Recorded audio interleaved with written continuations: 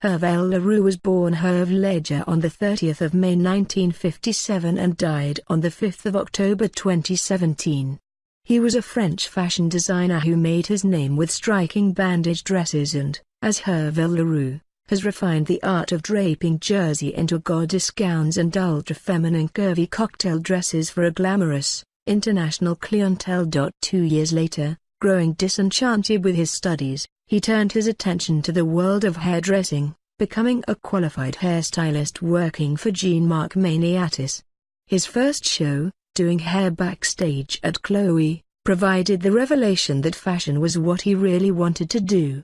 From there, beginning in 1978, a natural love of working with his hands saw his hairstyling being joined by making hats and bags. After creating some hats for a Tanguy Udicelli show, he was invited to work on a handful of dresses, an initial taste of dressmaking that led Udicelli to suggest he drop hairstyling and turn his energies to clothes. In 1980, he met Karl Lagerfeld and, 3 days later, was hired to work as his assistant, initially at Fendi in Rome for 2 years, and then at Chanel, in Paris, where he was senior assistant designer for their first 2 ready-to-wear collections. After Chanel, he went out on his own in 1985, setting up a small studio and store on Rue du Pélican near the Palais Royal in central Paris, making dresses and hats. He also began a series of consultancies, working as a freelance haute couture designer at Lanvin under the direction of Mayoral Lanvin, at Diane von Furstenberg, designing accessories at newly launched Daniel Swarovski and shoes at Charles Jourdan. He founded his own label Hervé Leroux in 1985, pioneering the bandage dresses that would make the label famous in 1990. Writing in the International Herald Tribune, fashion critic Susie Menkes described one of these early collections as a recipe for the 90s.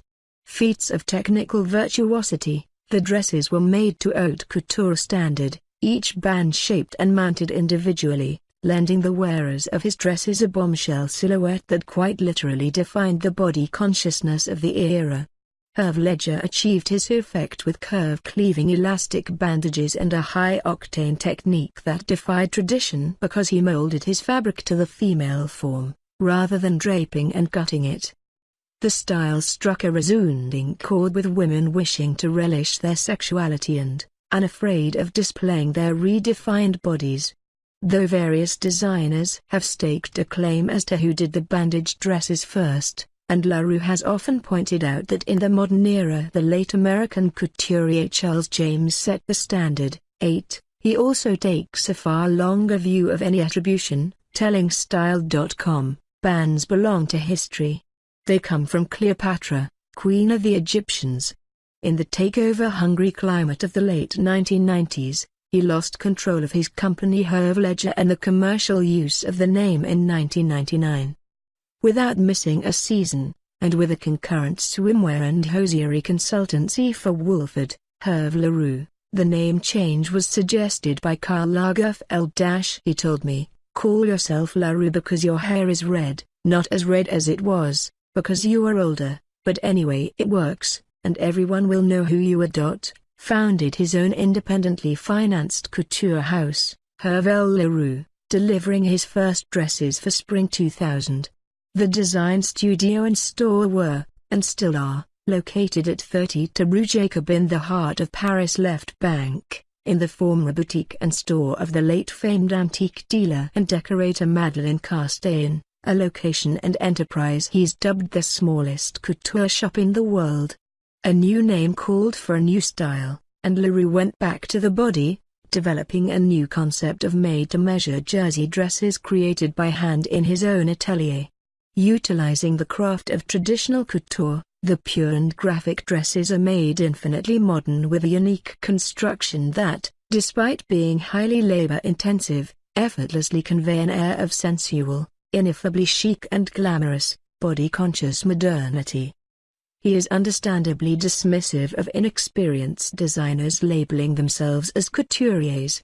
"Remember that people need to learn how to sew before they can do anything," he commented in an interview.